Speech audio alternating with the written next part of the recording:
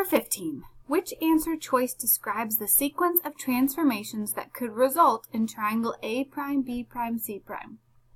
So we're starting up here with triangle ABC and we're ending with this one.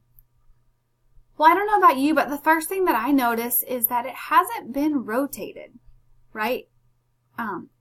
So I'm going to go ahead and mark out the rotations. I know it's not a 90-degree rotation. So let's check the reflections. If we reflect across line P, it would end up with, let's see, the triangle kind of like this. Something, that's just a rough estimate, but something kind of like that. If you reflect it across P, it'd end up about like that.